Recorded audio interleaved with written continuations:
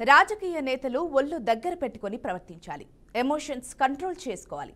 అలా కాదని కామంతో రెచ్చిపోతే కెరీర్ ఫసక్. ఏ మాత్రం కకృతి పడినా పరువంతా రోడ్డున పడుతుంది. ఇమేజ్ అంతా డ్యామేజ్ అవుతుంది. జనాలు చీ కొడతారు.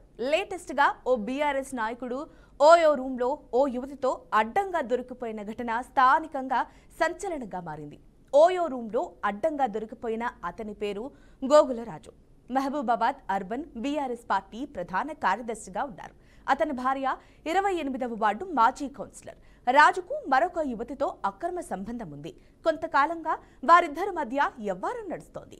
దురదెక్కువై ఓయో రూమ్ బుక్ చేసుకున్నాడు. ఆ యువతితో ఎంజాయ్ చేస్తుండగా సడన్ గా అతని భార్య ఎంట్రీ ఇచ్చింది. అంతే, సీన్ మొత్తం మారిపోయింది.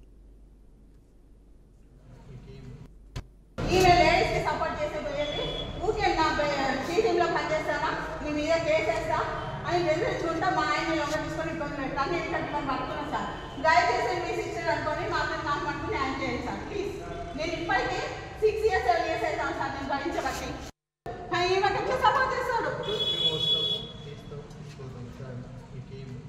అయితే ఈమె ఏం చేస్తుంది, ఇందులో మీ షీ టీంలో పనిచేస్తుందని బెదిరించుకుంటా నేను కేసేస్తా అదేస్తా, మా ఇంటికి వచ్చి మా పిల్లల మీద ఈయన మీద మందు తాగి మా ఇంటి ముంగడ చేస్తా అని బెదిరించుకుంటా, ఇట్లా కేసు వేస్తా ఇదేస్తా నేను జైలు పంపుతాను బెదిరించుకుంటా. ఇగో ఇది కథలు పడతాను. మీ జీవితాన్ని రాగం చేస్తాడంట.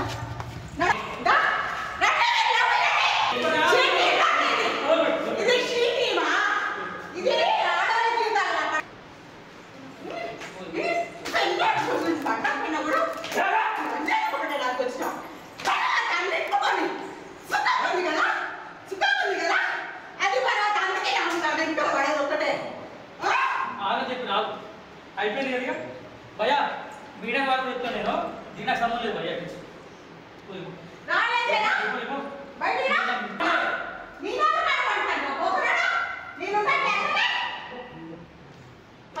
భయ్యా అయిపోయింది, మీడియా నేనే చెప్తున్నా. ఈరోజు అర్జెంట్ చేసింది ఈరోజు. కానీ ఇక ఇదే అంశానికి సంబంధించి మరింత సమాచారం మా వరంగల్ ప్రతినిధి సాల్మన్ అందిస్తారు. చెప్పండి సాల్మన్. ఝాన్సీ, మహబూబాబాద్ జిల్లాలో దారుణం చోటు చేసుకుందని చెప్పవచ్చు. రెడ్ హ్యాండ్ గా ఓయో రూమ్ లో ఆ మాజీ కౌన్సిలర్లు ఇద్దరు ఆ యొక్క రూమ్ లో అసాంఘిక కార్యకలాపాలకు పాల్పడుతుండగా ఆ యొక్క భర్త తన యొక్క భార్య రెడ్ హ్యాండ్ గా దొరకబట్టి ఆ చితకబాదిన సంఘటన సంచలనం రేగింది. అంటే వీరు గతంలో ఆ ఇద్దరు మాజీ కౌన్సిలర్లు వారికి ఆ పరిచయం తోటి ఆ తర్వాత వీరిద్దరు ఆ గతంలో కూడా ఇరు కుటుంబాల మధ్యన ఒక గొడవ అయితే జరిగింది. ఇద్దరు కుటుంబాలను పిలిచి ఆ సదరు పెద్ద మనుషులు వీరికి నచ్చజెప్పి ఇక నుండి అలా చేయొద్దు, కొంత మీరు దూరంగా ఉండాలని హెచ్చరించినా కూడా వీరు అదే విధంగా ఆ ఓయో రూమ్ లో ఇద్దరిని రెడ్ హ్యాండ్ గా దొరకబట్టి భర్తను చితకబాదిన సంఘటన సంచలనం రేగింది. అంటే మానవ సంబంధాలు అక్రమాలకు దారితీసి అంటే హత్యలు చేయించే వరకు కూడా ఇలాంటి సంఘటనలను అక్రమ సంబంధాలు మనం కళ్ళకు కనబడుతున్నాయి. ఖచ్చితంగా ఇలాంటి సంఘటనలు అంటే వీళ్ళు గతంలో ఇద్దరు కౌన్సిలర్లు అంటే వీరు ప్రజలకు ఒక దిక్సూచిగా లేకుంటే మంచి చేసే విధంగా ఉండాలి. కానీ ఇలా వీరే ఇద్దరు ఒక పాడు పనికి పాడుపడుతుండగా ఈ భార్య ఓయో రూమ్ లో ఉన్నారని తెలుసుకొని వాళ్ళ కుటుంబ సభ్యులతో వెళ్లి ఇద్దరిని చితకబాదిన సంఘటన మాత్రం కొంత ఆలస్యంగా వెలుగులోకి వచ్చింది.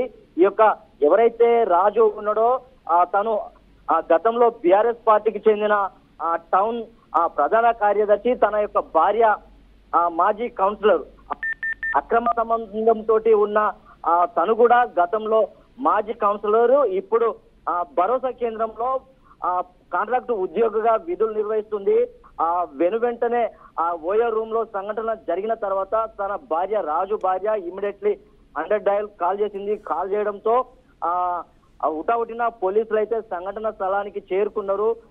మాట్లాడే క్రమంలో తన యొక్క భర్త పరారులో ఉన్నాడు. ఖచ్చితంగా ఇలాంటి సంఘటన ఇది మానవ సంబంధాలను కొంత దిగ్భ్రాంతికి లోన్ చేస్తుంది. ఖచ్చితంగా ఇలాంటి సంఘటన ఎవరైనా పాల్పడితే ఖచ్చితంగా కుటుంబ సభ్యులు వారిని హెచ్చరించి ఇలాంటి సంఘటనలు జరగకుండా కొంత వారికి కూడా ఇది కౌన్సిలింగ్ ఇవ్వాలి. లేదంటే మానవ సంబంధాలతోటి హత్యలకు ఈ దారి తీసే చాలా మనం చూసాం. ఖచ్చితంగా ఇలాంటి సంఘటనలు మాత్రం పునరావృతం కాకుండా వీరికి రైట్, థ్యాంక్ యూ సల్మాన్.